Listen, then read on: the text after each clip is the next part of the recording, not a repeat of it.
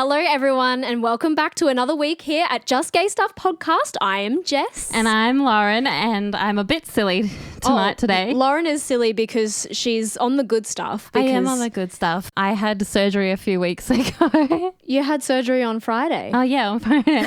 See, she already doesn't know. Lauren had surgery on Friday, so she's still a bit dopey. So she said at the beginning of this episode, I don't know how my head's going to be in this episode, but hopefully it's good. So usually I haven't had any complaints.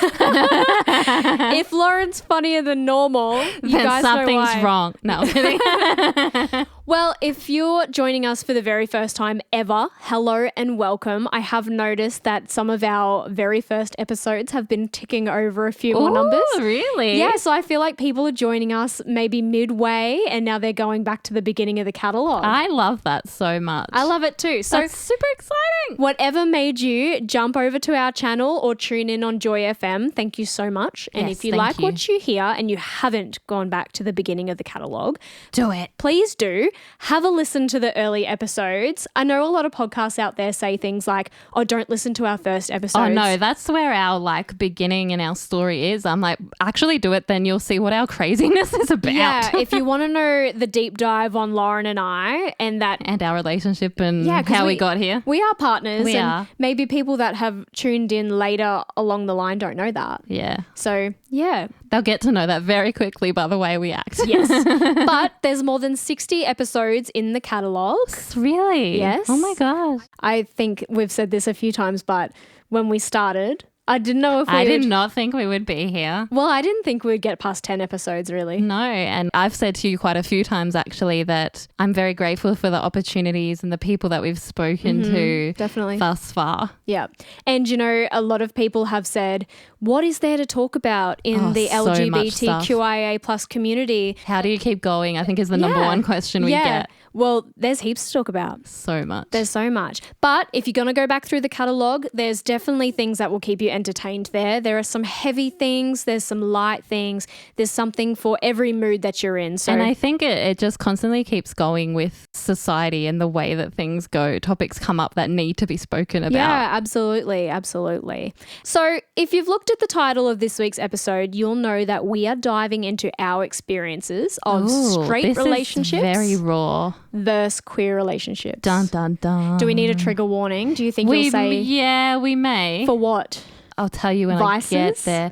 Yeah, I think trigger warning for vices. Like alcoholism and gambling? Yeah, just that a few of my stories touch on mental health issues. Just give a little trigger before you're going to say. Yeah. Yeah, okay. So how many times have you heard a straight girlfriend say, maybe I'll just date girls because it would be so much easier? Well, Lauren and I are going to peel back the onion layers on, well, is it actually easier? How many times have you rolled your eyes at that sentence? Oh, so many times.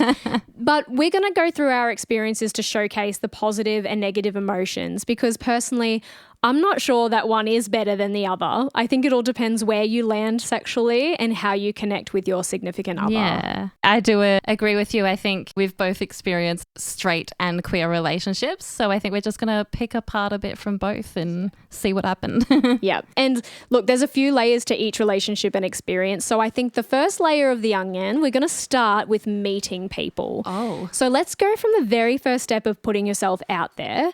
What was it like for you meeting someone who would have been a straight partner versus a queer partner? Oh, okay. You and I have only been together almost 2 years in May, but it feels like we've been together for a lifetime. Oh, we'll touch on that. Oh, okay. in a while. Okay, we'll get there. So let's just peel back to the meeting of people. Do you think it is easier to meet someone who is for a straight relationship or a queer relationship based on your experience? Okay, that's a really interesting question and tough question. I think if you're going just on the basis of meeting someone, for me as a very femme presenting queer person, even though I always identified as under the queer umbrella of bisexual, but I didn't identify. Yeah, you stayed on the as- train and got to the next station. Yeah, exactly. That's a good analogy. You're the bye now, gay later. Yeah, I did do that, even though everything else in hindsight is like she was gay always. But anyways, I think because, I was female presenting, it was a lot easier for me to meet a straight person and enter a straight well, I can't even say enter a straight relationship. For me, I was a very quiet, awkward, nerdy kind of person. I wasn't a very out there, go get it kind of person, which you would have no clue now considering I host a podcast with you. Yeah, but I think we've talked about this in the sense of you can be an extroverted introvert. That's it. Yeah. I knew what you're trying to say there. And I think that depends on the people that you're with. Yeah, it definitely does. I never actually had an official boyfriend until I was 19. Mm-hmm. And that was only really when I moved up here, and I lived the whole rest of my life in Melbourne. Mm-hmm. Yes, I had like flings and stuff, and I thought that I had relationships or what were supposed to be relationships with people or men at the time. But I think a lot of that was also me being so, I say quote unquote innocent, but the people who really know me they know that you me. are no such thing. The curiosity in me just wanted to know things when I came from such that goody two shoes upbringing, I guess. But how did you meet your straight partner? How did I meet my straight your partner? Queer partner? Okay. And what was the differences in those meetings? Right, okay. Endone brain. Endone brain. We did warn everyone I was going on tangents here, but that's okay. No, it's all relevant though. It's all relevant information to the story. Because yeah, honestly, because I had just moved up here, essentially, I had no friends, no nothing, and my first intention wasn't even just to find a partner, straight or not at the time. I had just moved up here. My sisters were still in school. My best friend was still living in Melbourne. And I remember laying in bed one day feeling so depressed, and Mum goes, why don't you just go on one of those dating sites? And this was before Tinder and Bumble were really a big like blow up in your face thing. So what did you go on? RSVP? Nah. Ashley Madison? No, that's for married people. Nah, it was the Plenty of Fish catfish. Oh, POF. The catfish hub. It literally has a fish in the name. Plenty of fish. But no, Mum was like, why don't you do this? And I was like, I don't want to go on a dating website. She goes, not to date anyone, just to make friends. And I was like, okay. So I went on there and I made a few friends. I actually ended up meeting up with this girl, but it didn't really like do anything. We just became friends. Just for friends, perfect. Yeah. Yeah. And like then the pretense was just for friendship. Yeah. And then I ended up meeting this guy on there and we got along for a bit. And then I don't know how we ended up in a relationship, but we did. And we were in a relationship for 8 years. It's a long time. It's a long time. And it's a long time to not know how you ended up with that person. It's been so long now, and a lot of it's been blocked out of my memory. But I think that was a lot easier to connect with a man than a woman. In meeting my first queer partner, because you were my only second queer partner. We can't have more than 1 second. Huh? You said you were my only second. You are my only always. I am your second. Yes, that's what I meant to say. Because you are my queen. No, I met her on Tinder, I think. And that was really hard for me because I had met someone previously also on Tinder, and I've spoken about that person on the podcast before, being sort of a lesbian shark kind of stuff. So for me, it was very like new and confronting waters, not really knowing where I fit, because I was like, am I bisexual? Haven't I found the right man? Haven't I this? But also to try and meet up with women who are able to, I guess, empathize with you that you're newly out in that queer space without taking advantage of you and actually being there. And especially for Tinder, it was a lot of like hookup or a lot of they want a third for their straight relationship or a unicorn. And I was like, I'm not about that. I'm already having such like inner turmoil in my own head and stuff anyways. And for anyone who doesn't know what the term lesbian shark is, that we patented in like our very first episode 1, it's where predatory. Exactly what Lauren said. It's especially a lesbian who has been out for a lot longer than you, wanting to give you your first lesbian experience and then essentially just ghost you. Yeah. Which isn't ideal. No, it wasn't. And it made me question things a bit. So again, I was also very hesitant when meeting my first queer partner because I had just come off the back of that lesbian shark experience. Yeah. That I was like, So to answer your question in this long-winded I've loved it. It's been a journey. It definitely was a lot harder to meet up with someone via a queer space or a queer avenue than a straight one. What about you? Well, firstly, I want to start off by saying that all of my relationships with men were quite brief and not really in my adult years. Yeah. Like high school. High school and then early 20s. Yeah. So they were formative years, Yeah. but definitely not adult in the sense of Because now you've got old. your shit together. Well, yeah. But meeting people, I have to say that meeting straight partners, I feel, came a lot more naturally than meeting a potential queer partner. Yeah. Because being young, you meet people through friends and you hang out and you slowly start to get to know each other and then feelings develop. And I feel like that only ever really happened once when I had a crush on a girl from uni, but I never went in with the intention of like linking up to find like her as a queer partner. But yeah, finding a queer partner for me has either been in the same respect of like friends of friends or the dating apps. Yeah. And I feel like once you become comfortable with your sexuality, sometimes like you start to play cat and mouse with new people that you meet, just trying to figure out their sexuality and where you stand with them. And like I've said in a previous episode, I feel like it can be tough for you to express your feelings to someone as a queer person than in a straighter scenario, because in that straight scenario, if one person has feelings and the other person doesn't, yeah, it's awkward. But in the queer scenario, if you have feelings and the other person doesn't, you risk that humiliation of, am I now going to open myself up to homophobia because like I don't even know if that person now accepts me because they know this thing about me because they know I like them. So I feel like even with friendships in that way, I've talked about recently, I just started playing soccer every week. And soccer is a gay as fuck sport, everyone. Like You think so?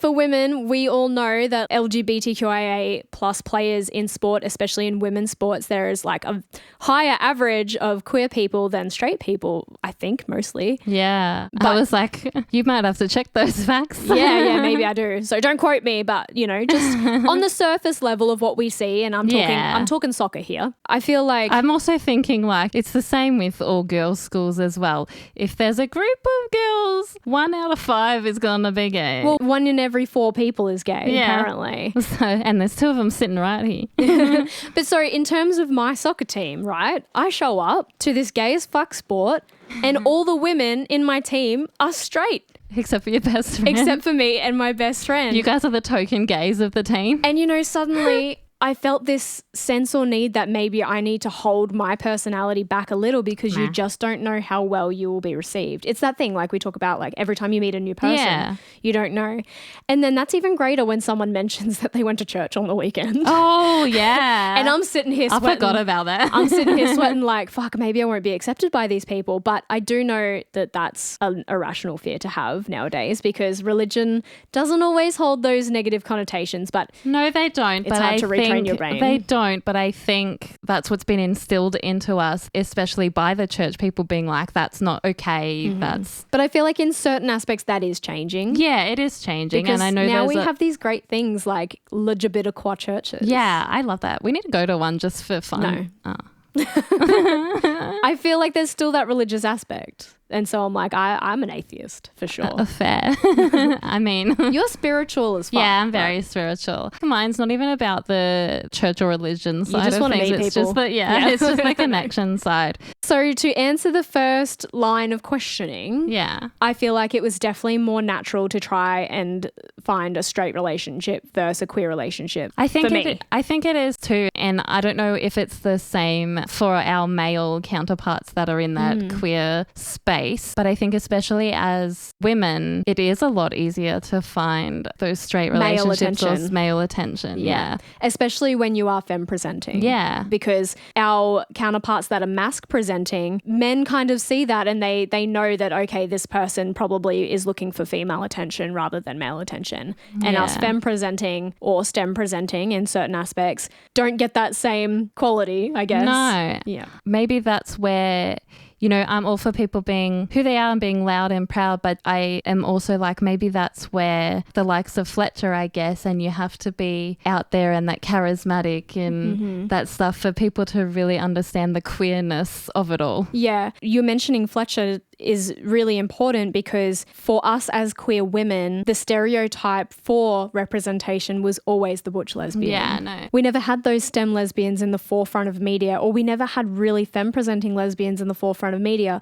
So when you start to see those people reflect how you look, you start to think, oh my God, I am valid. Yeah. And oh my God, I can see myself in this program or this people or this real world. Literally.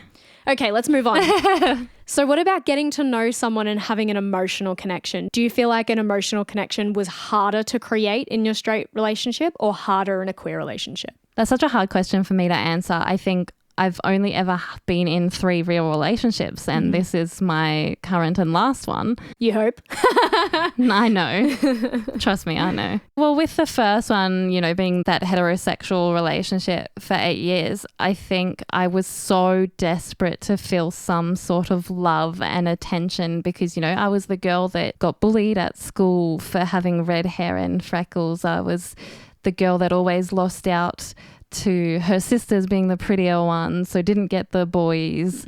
So I think I clung on to anyone who suddenly had an attraction or gave me the tiniest bit of attention, which is wrong, but I had no self-worth and no But when you're nothing at the craving time. affection and you're craving that emotion, then of course you're going to gravitate to somebody who's giving you that validation. Yeah. When I had met that person, it felt easy to get along with this person for at least the first year or so. And, you know, this person was there for me through a lot of ups and downs and health issues and stuff. And, you know, there was a lot of very confronting stuff that he didn't walk away from, which was surprising. And that's what you want in someone. Yeah. So then that masquerades itself as pure love. Yeah. So that was the hardest part. But just a quick trigger warning, I'm about to mention vices to do with gambling and alcohol and a bit of mental health issues and stuff like that. So if you are not okay with listening to that, just skip 15 seconds later. Yeah, the emotional connection was there in the beginning, and then a part of me has done a lot of work on myself since then. And I think in the beginning, a little part of him also love bombed me quite a bit. He would take me to the shops, or he would look after me or do something, and it's such stuff that now I'm like, that was simplistic things that should have been done. I was like, wow, is that all it takes? I'll just take you to the shops. Should have been done anyways. But at the time I didn't know any better. Like, that was my first real relationship. And then this person unfortunately suffered from severe paranoid schizophrenia that was drug induced. So then it was a lot of use his money to buy drugs or to gamble or smoke. Then it was use mine. And then he would guilt trip me into thinking that I had to do those things. If you loved him. Yeah, if I loved him, or he would hurt himself, or So it was like coercive control. Yeah, so it was really bad, and I had no understanding of what coercive control was. But people also, when you're growing up, don't teach you what those red flags look like. And so then when we're so desperate for connection, you're going to accept that. Yeah, and I think for me, being such a soft and open soul, craving that love, I was like, oh, that's just his mental illness. He can't help that. And I mean, I dealt with it for 8 years. Yeah. So how do you feel that connection that you had with him was versus the connection you had with your queer partner? Yeah, so I just had to tell that kind of backstory to You needed that. the backstory so that the front story made sense. It made sense. Yeah, well, because I thought that's what an emotional connection was. I didn't realize that that was red flags or control or abuse that was going on, emotional abuse, until my sister was like, hey, something's actually going on here. And, you know, in terms of like the emotional connection and as well as a sexual connection, I found it really, really hard to be intimate with this person. And for the life of me, I couldn't work out why. Yeah. I knew that I always had the bisexual feelings, but I couldn't work out why. Like intimacy was a struggle. Yeah, intimacy was such a struggle. But then the only time I ever was like thinking about intimate stuff was to do with girls. Yeah. So your brain was like, hello, Lauren, wake up. Wake up. You're a lesbian. Yeah, literally. I had people tell me that from a young age. So to answer the queer side of things, before you, I've only ever had one queer relationship. And it took a little bit longer for me to open up emotionally to her. I say a little bit longer, but like it was quick in lesbian terminology. But then like longer because of the Tinder. Yeah, it was stuff. longer because of the Tinder stuff, and longer because of the past relationship that I had, and because I was still trying to navigate my way through this world.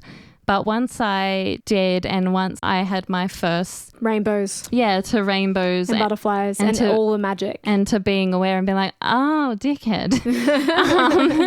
That makes sense. That's why you only ever thought about women. Or that's why you only ever cared about the women on the screen, not the men. Mm-hmm. Oh, duh. I didn't have that same sort of, I guess, emotional connection to when I did sleeping with my first queer partner for the first time. And I think that's because we had built up a little bit of an emotional connection first, and we had spoken about different things. And I think, I don't know if it's just such a cliche thing to say, and you know what I'm going to say anyways, that women connect easier with women because It's true though. They know what they understand, and that's not anything against men. I think it's just on an emotional level, I was able to communicate better with her and connect better with her. But also taking the sexual aspect out of it. Yeah. You as a woman can connect with another woman on a different level than with a man because you know what she goes through in her life. And you can, in general, yes, we're all different, but in general, you know a thought process of a woman versus the thought processes of a man, you know? So I think on that level, the queer relationship is always going to win. Yeah. Because it's just natural that we connect with people who are the same as us. Yeah, so in to answer that question again, these are a bit of like rounded stories getting there. Yeah, the queer relationship was definitely a lot easier to connect emotionally once it was there. But like you said, I think women connect better emotionally to one another. What about you?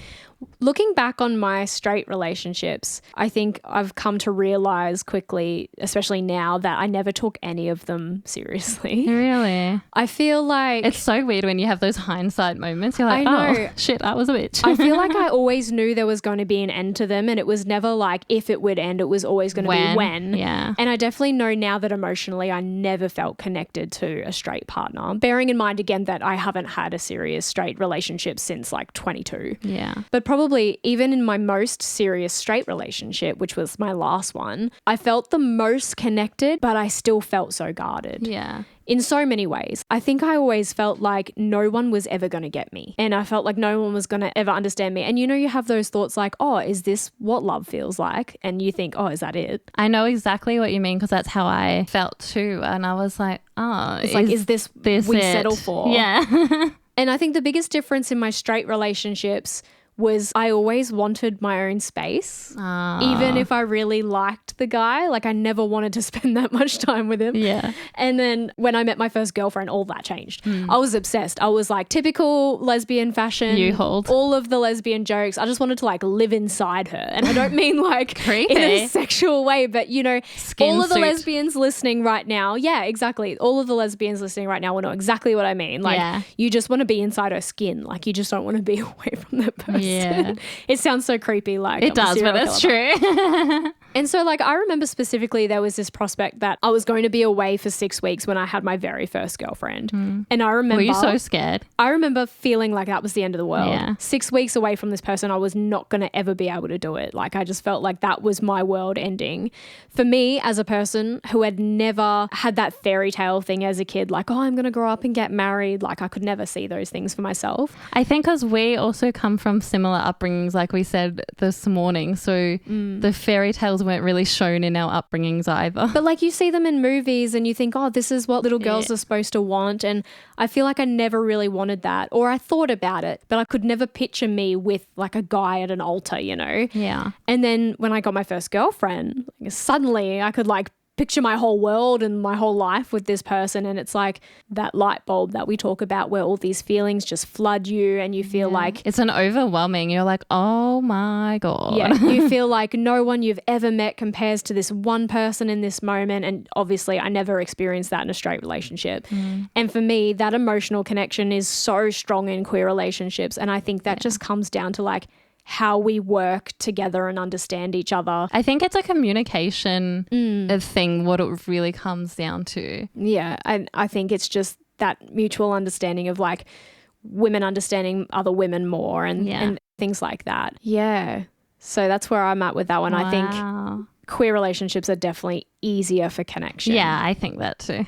Next one. Ooh, okay. I'm ready. Hit me. Straight breakup versus queer breakup. Oh, okay. I'm going to need the tissues for this. I feel like this is a big one because queer breakups are so dramatic. They are. But I feel like there are reasons for that, and I want to get into that. But you had some similar experiences between your straight relationship breaking down and your queer relationship breaking down. So when we pull that apart, given the circumstances, do you feel like they both affected you in the same way, or do you feel like one affected you more than the other? One definitely affected me a lot more than the other one. Mm-hmm. Hold on, let me get comf.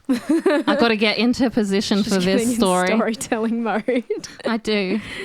Do you know, I didn't expect this episode to be this deep. They're deep, provoking questions. I feel like everyone who's been in both sides of the coin, coin, so to speak, would have their own stories or versions. That's what I feel. It's maybe very we relatable. should do a I'm just going off topic here, but maybe Alive. Yeah, alive. No, I was going to say maybe we should do, you know how we've done the worst first dates? Maybe we should get people to write in their straight versus queer breakups. breakups. Yeah. Anyways, getting back to the question at hand, I definitely think my queer relationship breakup hurt me a lot more, but I've got to go back. So for the straight relationship ending, I think that didn't hurt me as much because I was the one to end it. I think a part of me also, by the 7th, 8th year, I was exhausted. You were ready to take yourself out of the toxic the toxicity behavior. And like you've seen the photos of how the toxicity affected me and everything. I look like a completely different person. You really do. And I had no idea, honestly, honest to God, hand on my heart, I had no idea that's what I looked like. Like it was affecting you physically. Yeah. In my mind, I still thought I was this size 10, 12 skinny person that just had medical issues. I didn't realize I was putting so much weight and had lost my hair and had this.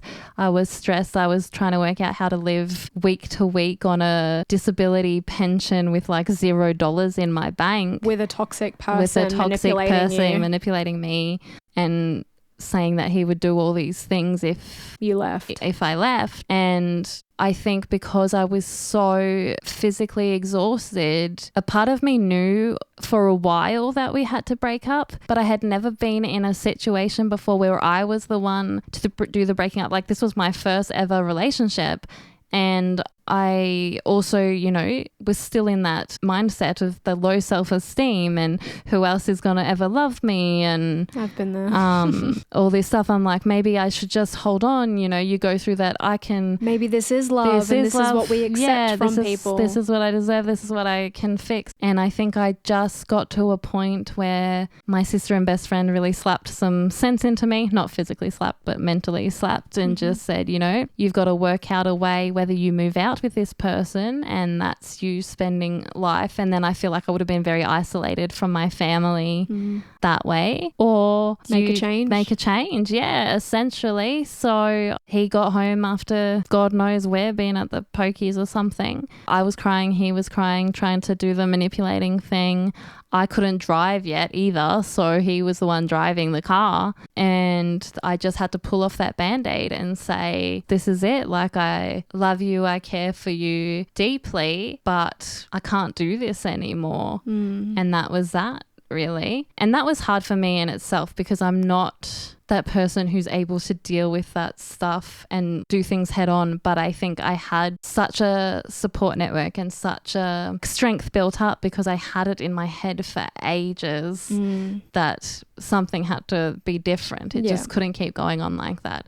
So I think on that regard, the straight one was a lot easier for me because my queer relationship was my first queer relationship, and I know that I've touched on it in a few episodes previously, especially in our first ever beginnings episode. We spoke about how we got together essentially through mutual breakup issues. And then mutual friends. Yeah. I think the queer relationship breakup would have still been hard and harder than the straight one. But I think this particular breakup was really, really hard, and it literally broke me, like shattered me into pieces because I was blindsided essentially. And I think... You had those rose-coloured glasses on. I did, and you've heard the story, and I'm sure I've touched on it a bit on this podcast as well, where her and I were engaged. We had proposed to each other after 2.5 years, like every typical lesbian does. And she was planning a wedding and talking about our kids. To then, suddenly this girl had started at her work. And I was introduced to this girl as her fiance, and we had met, and it was fine, and we all got along. And then I also have to put another trigger warning here, and I should have known when getting into this relationship with this person about their vice and the fact that I had already been There was some red flags some waving. red flags. So, And you're like, I'm a bull, baby. already had been through that. Was, she was an alcoholic or is an alcoholic. I can't speak. I don't know what she's doing now. But at the time of meeting, she was sober for 2 years, and she was sober for the 2.5 years that we were together, essentially. Until the end. Until the end, yeah. And then when she met this girl who was really like a young party girl, I should have, there's so many things that I should have known. So even though I say blindsided, I should have known in a way because, they all got drunk for Christmas parties. She didn't come back to our bed. She stayed in the lounge with this chick. She pulled this chick on her lap while she was holding my hand at the bar, and I'm like, what the fuck? But at the time, do you feel like we make excuses for people that we love? Yeah, we do. And I didn't think anything of it because we were all drinking and having a good time. So we were all like holding on to each other and being touchy. You're sitting here saying like, I should have known. But hindsight's 2020. You look at it through the lens now and you go, yeah, I should have known. But in that space, cut yourself a break in that. Yeah. We are so blindsided by the people that we love. It's so true. Literally. And then it was my nan's birthday, and I had just come back from Melbourne or wherever. It was like my nan's birthday, and she had bought me tickets to go. And I was like, oh, that's a really nice thing. Had I love yous. And then I was ghosted. And then it was came home. I love you, but I'm not in love with you. Breakup. Well, it wasn't really essentially breakup. I was like, well, what are we doing? She's like, I don't know. Walked out the door, lied and said she was going to someone else's house, but she was going to that girl's house. And then she said a day or two later that she was with that girl. And I was like, yeah, no shit. I'm not an idiot. And then she just said, I'm not having a conversation with you. It's over. I don't know what to tell you. I'm not picking up the phone. And I remember that really, really shattering me. And I think because it was my first queer relationship ever, and I think the first one always gets you. Yeah. I think that also comes back to that emotional thing that you said, connecting on that level, on that emotion with someone and creating that bond. And I think my blind side came from the fact that she was still saying the I love yous, and she was still planning a wedding, and she was still being like, oh, we'll do this. It's that like actions are this, and then she's saying all of this. So it's like her actions spoke louder than her words, but all you could hear were the words at the time. Literally. That definitely was the kicker for me. And I was just very, like, I couldn't do anything. I was very severely depressed, very grateful for the support and like my best friends that I had around me the whole time that really looked after me. What about you? Well, going on that deep dive of why queer breakups can hurt more or be a lot more dramatic, and especially when it's your first. Yeah. It's talking about those feelings before, how your whole world opens up when you finally realize you're queer, or when you finally meet this person that opens your world up. When that ends, it can be the darkest place. Literally. Especially with how fast queer relationships move, or especially lesbian relationships, how fast they can progress. The world can feel like it ends essentially as soon as it begins. Yeah. And I feel like that happened to me with my first crush. Unfortunately, she was never my first girlfriend, although I say unfortunately. But looking back now that I'm older, it's probably fortunately. Very fortunately. Because literally we have nothing in common. She could have been your first breakup anyway. Yeah, so. it felt like that. And look, I know it never would have worked out. We had nothing in common. We are so different as people. And I think it was really hard coming to terms with the fact that I really liked this girl. She led me on for a very long time. Is this at uni? Yeah. So she led me on for like 2 years, only to tell me that she could never, ever seriously think about me in that way after briefly being intimate with me. Not like the whole way, but still you're experiencing intimacy with somebody. And like that fucking sucked. Like my whole world crashed over that for sure. Yeah. And looking back, I think it's definitely because some people open you up and make you feel love and affection in ways that you never thought were possible. And then they sell you that Hallmark fairy tale that you see in the movies, Yeah. you think, oh my God, this is what love is meant to feel like. I can feel it now. This person is showing it to me, and then they leave. So I think in that respect, if you've discovered your sexuality over a period of time and then finally felt the freedom to be yourself or the freedom to love who you want to love, and that person's opened up your world, only for that to be so fleeting or leave you in ways that you didn't imagine, Yeah. I do think it's harder than a straight relationship. I think that's what made me really break after the first queer breakup and first queer relationship, was the fact that I came out later in life and I was experiencing all this stuff later in life. For the first time. For the first time. So it was such a vulnerable place for me to be. And then I suddenly went, oh, is this it? First the lesbian shock experience and then now this. And I'm like, what if I never meet anyone else? I'm very grateful that I did. Yay! But still, and like our connection was over trauma anyway. Yeah. Okay, the final question while picking apart this topic is quite the stereotypical question for the lesbians in the room. Yeah. But let's talk about being friends with your ex. Ugh. Is it normalized among straight people? And why are we trying to normalize it in the queer community, especially in lesbian circles? I don't really hang around many straight people anymore, Well, I think it's pretty... to be fair, but I don't know if The stereotype is that lesbians straight are friends with people- their ex and straights aren't. Yeah, I'm not friends with their ex. And lesbians seem to hang out with everyone they've dated and slept with. Yeah. Should lesbian circles be trying to normalize it? Or do you think it's like... I think it's hard because you'd have to go in any relationship, whether it be a straight or queer relationship, that's between you and your partner. Would you feel okay being friends with your ex? Probably not. I think it can be done.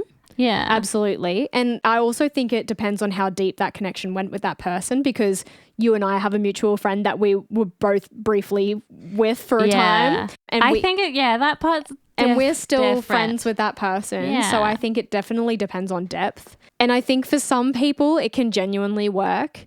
But I think it definitely depends on the circumstances in which you broke up in the first place. Yeah. Was there pain? Was there malice? Were there ill intentions? I think all of those things play into it. If the other person is like keeping someone on the hook or that kind Yeah. of thing, either they're like, oh, I don't want to be together right now, but we'll be friends because I'm like, I'm keeping you as a second option for don't later. be a dick. Yeah. Look, I don't think it's fair to say it's normal to still run in the same circles as your ex, especially if some of these really bad things happen to you. In my last relationship, which I've talked about briefly, I found out that my girlfriend was cheating on me with a guy because I saw a message from him on her phone.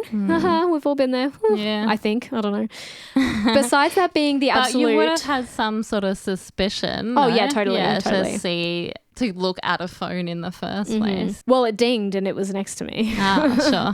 Besides that being the absolute lowest point that I've ever felt in my life and circling the drain for months, I feel like if there was a genuineness of her wanting a friendship there from her side, I wouldn't be opposed to that. But Mostly I think that also comes from the fact that you guys were together for 8 years. for 8 years. Yeah. But I think that's like you and I are very open at communicating. And when you and I had met, we weren't in a relationship straight away.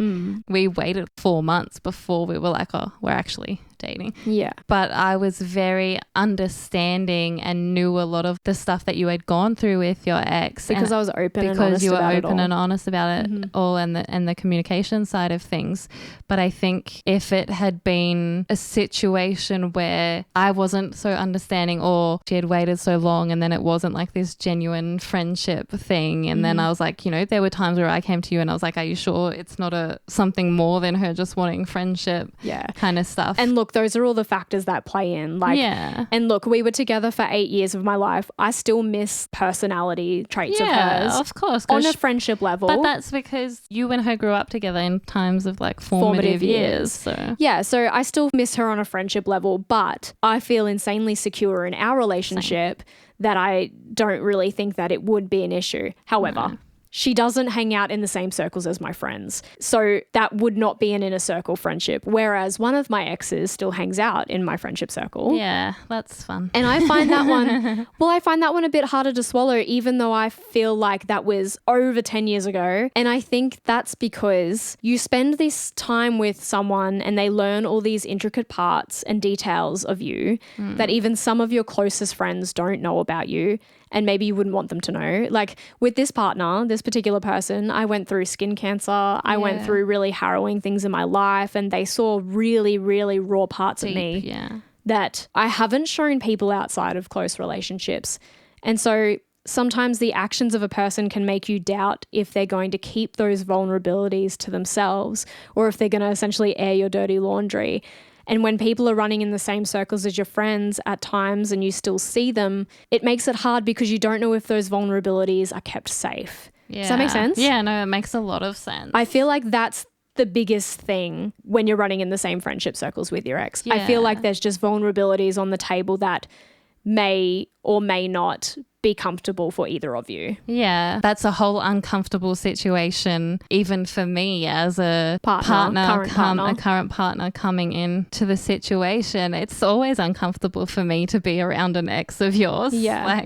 And you know, sometimes I wish like in my mind I could just like wipe the slate clean. Like I really wish I could, because it would be easier for me. It would be easier for other people. But I think, like I've touched on briefly in other episodes, I come across as this hard person that doesn't care. No, but you're gooey and soft. But so much of me is so vulnerable so many times. But people don't see that. And you know that because you're my partner, but not everybody gets to see that. And so it's kind of like you don't want that exposure. Yeah. You know? Yeah. That was a very deep chat. I have a fun question to end on. Is it actually fun? Yes, Okay. yes.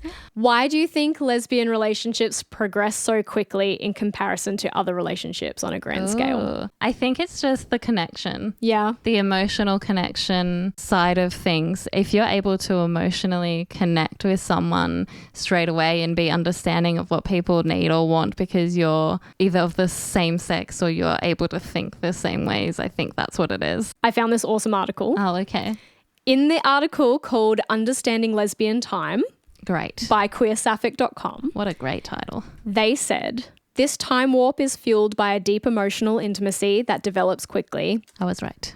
Without the barriers of toxic masculinity, lesbians often feel freer to embrace emotional vulnerability and intimacy from the very beginning. The comfort of being with someone who deeply understands your experiences, your identity, and your world can create a powerful bond a lot faster. And I think that is such a true answer because that's true to me. Yeah, I think that is a true answer to even just reading that. I kind of half said that. You were on the money. Yeah, I kind of half said that, but I think because it's not just that surface level conversation, you're able to have those deep conversations straight away because women emotionally understand one another straight away. Mm-hmm. The article goes on to say, at its core, Lesbian Time speaks to how women connect with each other in a world where emotional vulnerability is often viewed as a threat, especially in the context of masculinity, which we're trying to change. We're trying to change that. Women have long found deep connection and comfort in each other's company. So naturally, this transfers over into women loving women romantic relationships even more. The deep emotional bonds that women form can feel more immediate and intense, and this cultural intimacy naturally influences lesbian romance. Wow. While lesbian time can create a beautiful relationship, it's also important to be mindful of its intensity. True. The emotional connection can feel so profound, it can be hard to slow down, like not being able to stop at 3 cookies and eating the entire box because it's so delicious. Everybody loves eating the entire box because it's so delicious. Here's the kicker as to why it's so cutting when it ends. The rapid pace can sometimes blur boundaries and accelerate the relationship before both partners fully get to know each other. Wow. So in a space, we're so overwhelmed with the emotion of these connections because we experience this intense level of emotional connection and understanding that we forget that we actually don't know the other person as well as we should. And then obviously not everybody is a match. Yeah. But I thought that was super interesting. That is really interesting. That's a great way to, I guess, kind of explain it all and why the lesbian time warp happens. And I want to reach out to our gay friends. Ooh, gay friends. In our male relationships. Can you shed some light on what is it like from the male perspective in a gay relationship. Yeah. Do you feel like you guys progress a lot quicker than a straight relationship, or do you feel it's on the same timeline? Like, is there a gay timeline or is it just a lesbian timeline? Yeah. I'm sure there's different answers and timelines to everyone under the rainbow umbrella. Mm-hmm. I feel heavy now. Yeah. But I do feel like there is no definitive answer of what is harder, a straight relationship or a queer relationship. I don't think you can put, pun intended, I don't think you can put it in a box. No. No. It just depends on the personal or emotional connection that you have to someone. And I think we've said in so many podcast episodes, yes, we identify as gay, but that doesn't mean you can't wake up tomorrow and find someone that you think is attractive, or you have this, not relationship, but you have this drawn to. Everybody has thing. sexual fluidity. Yeah, let's face that's it. what I mean. Yeah. Yeah. Well, there you have it. Thanks for joining us in peeling back the layers of our human connections. Ooh. I will also link the article from queersapphic.com because it is a great read if anybody wants to read that lesbian timeline. This will also be a great topic for our lovely friends at Q News. Yes. So if you are grabbing a Q News magazine, you may have seen a little column from our podcast on there as well. So thanks for dropping in. Yeah. And until next week, You better remember to stay gay, motherfuckers. I'm talking about, you're talking about, we're talking about just gay stuff. Thanks for joining us on another episode of Just Gay Stuff. Make sure to follow us at Just Gay Stuff Podcast on all your socials, and write to us with your stories at justgaystuffpodcast@gmail.com.